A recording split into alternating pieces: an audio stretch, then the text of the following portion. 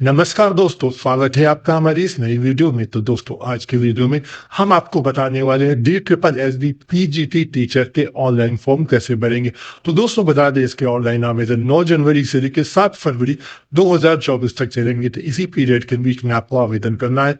Video के मार्फत से हम आपको कोशिश करेंगे पूरी जानकारी देने की और स्टेप बाय स्टेप पूरा फॉर्म भर के कैसे भरना है, कैसे आपको ये सारी चीजें समझाएंगे। फोटो को कैसे रिसाइज करना है, कहाँ से रिसाइज करना है, मोबाइल से भी आप इस फॉर्म को भर सकते हैं।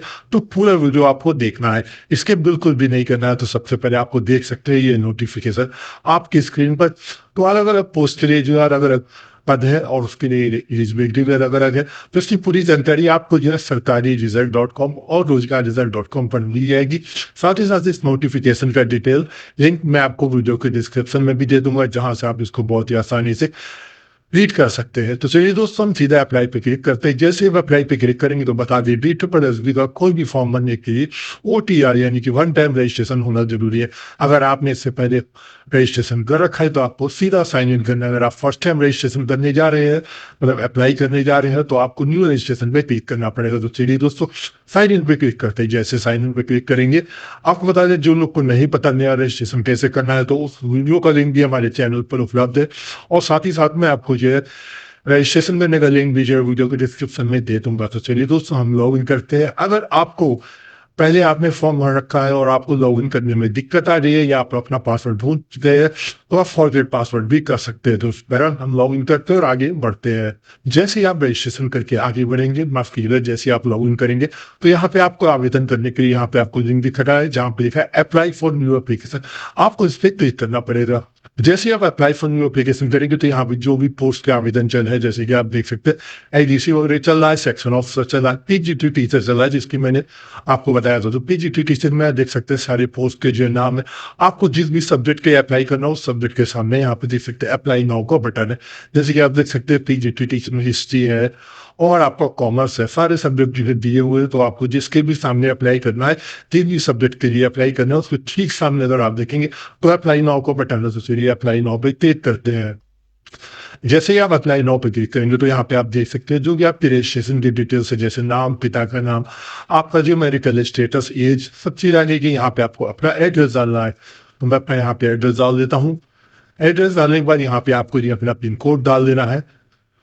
अगर आपका दोनों एड्रेस सेम है तो यहाँ पे सिंपली आपको टिक करना है।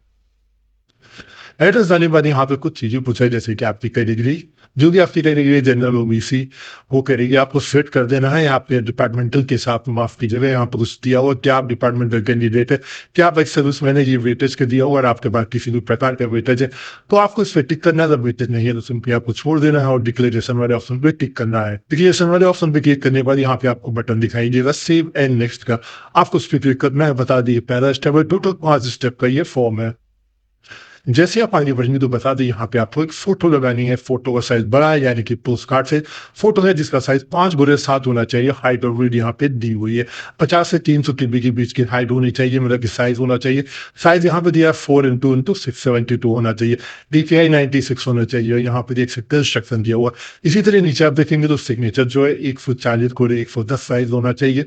और जो उसका जो लेंथ है, इसी तरह आपको जो है यहाँ पे आपको व्हाइट पेपर ना देख सकते हैं सिग्नेचर करना है। उसके बाद आपको लेफ्ट हैंड का थंब इंप्रेशन भी लगाना है, जिसका साइज भी यहाँ पे दिया हुआ है। इसके बाद राइट हैंड का थंब इंप्रेशन भी लगाना है, जिसका साइज भी दिया हुआ है। यानी कि लेफ्ट और राइट हैंड का थंब इंप्रेशन है, सिग्नेचर और एक बिग साइज की फोटो है। तो दोस्तों, उसको साइज करने में आपको बहुत दिक्कत होती है, तो मैं बताता हूँ कि आप उसको ऑनलाइन डिसाइज कैसे कर सकते हैं। इसके लिए आपको हमारी वेबसाइट खोलना है, जिसका नाम है सरकारी रिजल्ट टूल्स। आपको उसको खोलने के बाद ईमेल डिसाइजर वाले ऑप्शन पे क्लिक करना है। जैसे आप इस ऑप्शन पे क्लिक करेंगे तो देख सकते हैं इस तरीके का कुछ इंटरफेस खुलेगा। इंटरफेस खुलने के बाद मैं आपको दिखा देता हूँ। यहाँ पे आपको जो ये अपलोड वाला ऑप्शन है, यहाँ पे आपको मान लीजिए सिग्नेचर जो है रिसाइज करना है, तो सिग्नेचर अपलोड करना पड़ेगा। सिग्नेचर अपलोड करने के बाद यहाँ पे उसका एक्चुअल साइज आ जाएगा। आप चाहे यहाँ पे साइज जो कस्टम जो लिख के रिसाइज कर सकते हैं। अगर आपको वैसे रिसाइज नहीं करना तो यहाँ पे आप देखेंगे तो DSSB सिग्नेचर, थंब और फोटो का साइज दिया हुआ है। आप सिंपली इस पे क्लिक करके रिसाइज वाला बटन पे क्लिक करेंगे, उसके बाद फाइल आपकी डाउनलोड होगी, सीधा जो है आपकी फाइल अपलोड हो जाएगी बिगैर किसी टेंशन के। तो दोस्तों, ये तरीका है, आसान तरीका है, जहां से आप इस फोटो से मैसेज को डिसाइज कर सकते हैं। वापस चलते अपने एप्लीकेशन फॉर्म पर। तो दोस्तों देख सकते हैं फोटो, सिग्नेचर और हैंडराइटिंग तीनों ही जो है, माफ कीजिए, फोटो, सिग्नेचर और थंब इम्प्रेशन तीनों ही जो है हमने लगा दिया है। इस तीनों को जो है रिसाइज करने के लिए हमने सरकारी रिजल्ट टूल्स का इस्तेमाल किया। यहाँ पे देख सकते हैं सबको हमने रिसाइज किया, डाउनलोड किया, उसका सीधा जो है अपलोड कर दिया। बहुत ही सिंपल तरीके से ये प्रोसेस हो गया। अगर आपको भी सिर दर्द से बचना है तो आप भी सरकारी रिजल्ट टूल्स का इस्तेमाल जरूर कीजिए। चलिए नेक्स्ट पे क्लिक करते हैं। जैसे हम अगले स्टेप पे क्लिक करेंगे तो यहाँ पे देख सकते हैं पोस्ट वाइज जो वैकेंसी आ रही है और यहाँ पे पूछ रहा है कि डिपार्टमेंट किस डिपार्टमेंट की आप अप्लाई करें, क्योंकि एक ही पोस्ट के कई अलग अलग डिपार्टमेंट में सबकी योग्यता जो है थोड़ी थोड़ी अलग है। तो यहाँ पे आप देख सकते हैं अगर आपको तीनों पे अप्लाई करना है तो आप सिंपली तीनों पे कर सकते हैं। जैसे एक्सपीरियंस से डिजायरेबल है यानी कोई जरूरत नहीं है इसको डाला जाए, लेकिन एजुकेशन क्वालिफिकेशन आप देख सकते हैं लास्ट वाली जो पोस्ट है फीमेल की, ऐसे वो अप्लाई नहीं हो रहा। तो दोनों जो मेल पोस्ट थे मैंने अप्लाई कर दिया। सिंपली आपको टिक करना है। टिक करने के बाद आपको सेव एंड नेक्स्ट वाले ऑप्शन पे क्लिक करना है। जैसे आप अगले स्टेप पे आगे बढ़ेंगे तो यहाँ पे आपको एजुकेशन क्वालिफिकेशन डालनी है। तो यहाँ पे दोनों पोस्ट के हमने डाला है, इसी दोनों पोस्ट के अलग अलग एजुकेशन क्वालिफिकेशन हमको भरनी पड़ेगी। यहाँ पे देख सकते हैं सबसे पहले मैंने यहाँ पे मेरे पास मास्टर डिग्री कॉमर्स है और बीएड है, तो आपके पास जो भी हो आप उसको भर सकते हैं। क्वालिफिकेशन मैंने पीजी डाल दिया है, पीजी के साथ मैंने मास्टर कॉमर्स कर दिया है। यहाँ पे आपको अपना डिसिप्लिन डालना है, यहाँ पे आपने किस स्टेट से पास किया है, स्टेट का नाम दे देना है। स्टेट के नाम के साथ यहाँ पे आपको यूनिवर्सिटी का नाम दे देना है। अगर आपको आपकी यूनिवर्सिटी का नाम नहीं मिलता है तो यहाँ पे अगर आप देखेंगे तो अदर का ऑप्शन भी होगा, देख सकते हैं बिल्कुल लास्ट में अदर ऑप्शन है। अगर इन केस आपको नहीं मिलता है तो नेक्स्ट आपको यहाँ पे अपना जो है पासिंग का जो है डिटेल्स डाल देना है कि आप जो पीजीजे का पास आउट हुए हैं। मैं इसके सब कुछ करने के बाद यहाँ पे इंसर्ट का ऑप्शन है, इंसर्ट कर देना है। इसी तरह आप जो है उसको यहाँ पे फाइनल सबमिट का भी ऑप्शन है, उसको फाइनल सबमिट करना हो। यहाँ पे कुछ आप ऐड करना चाहे तो ऐड भी कर सकते हैं। ऐड में जैसे आप ग्रेजुएशन के डिटेल्स भी ऐड कर सकते हैं। तो मैं यहाँ पे ग्रेजुएशन में बीएड के डिटेल्स ऐड होगा, ध्यान दीजिएगा। देखिए जैसे पीजी में आपका एमकॉम का डिटेल्स फिल हुआ, जैसे आप एमए है तो एमए होगा, लेकिन ग्रेजुएशन में बीएड का डिटेल्स फिल होगा तो यहाँ पे बीएड कर देना है। किस स्टेट से आपने जो है पास किया है और इसमें जो ग्रेजुएशन के डिटेल्स नहीं पूछ रहे हैं तो आपको परेशान नहीं होना है। जितना डिटेल्स पूछ रहे हैं वही डिटेल्स सिर्फ आपको जो फिल करनी है। पूछ रहे हैं रिजल्ट आपका कब आया है तो रिजल्ट पासिंग जो मंथ और ईयर है वो डाल देना है और इंसर्ट कर देना है। इंसर्ट करने के बाद यहाँ पे do you want to final save, इस पे यहाँ पे ओके करना है। फाइनल सेव हो चुका है और उसके बाद ओके कर देना है।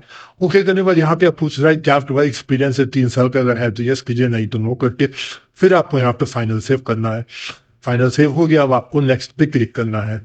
इसी तरह दोस्तों जैसे मैंने 2 डिपार्टमेंट के लिए अप्लाई किया तो मैंने पहले जो है डायरेक्टर ऑफ एजुकेशन कर लिया, उसके बाद मैं यहाँ पे न्यू दिल्ली म्यूनसिपल काउंसिल के लिए भी जो है डिटेल्स फिल आउट कर देता हूँ। डिटेल्स वही सेम है तो फटाफट हम पीजी में यहाँ पे हम फॉर्म का डिटेल्स डाल देंगे और परसेंटेज यहाँ पे डाल देते हैं, स्टेट डाल देते हैं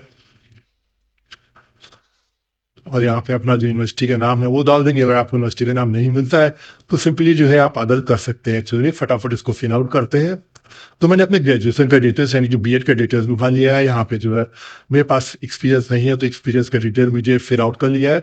सब कुछ करने के बाद यहाँ पे फाइनल सेव करना है। फाइनल सेव करना जरूरी है, जब तक आप फाइनल सेव नहीं करेंगे फॉर्म आपका आगे नहीं बढ़ेगा। तो नेक्स्ट पे क्लिक करते हैं। जैसे आप आगे बढ़ेंगे तो यहाँ पे देख सकते हैं फॉर्म का पूरा प्रीव्यू खोल के आ जाएगा। इसको अच्छे तरीके से चेक करना है। चेक करने के बाद आपको बिल्कुल नीचे आना है। अब नीचे आएंगे तो यहाँ पे आपको सुधार का मौका मिलेगा। अगर आपका कुछ भी गलत है तो यहाँ पे आप पर्सनल डिटेल्स, फोटो, सिग्नेचर या क्वालिफिकेशन डिटेल्स को सुधार भी सकते हैं। अगर आपका सब कुछ सही है तो आपको यहाँ पे डिक्लेरेशन पे क्लिक करना है। क्लिक करने के बाद पे online and submit final application पे क्लिक करना है। एक चीज और मैं आपको बता देता हूँ, पहले इसको पेमेंट का ऑप्शन आपको दिखा देता हूँ।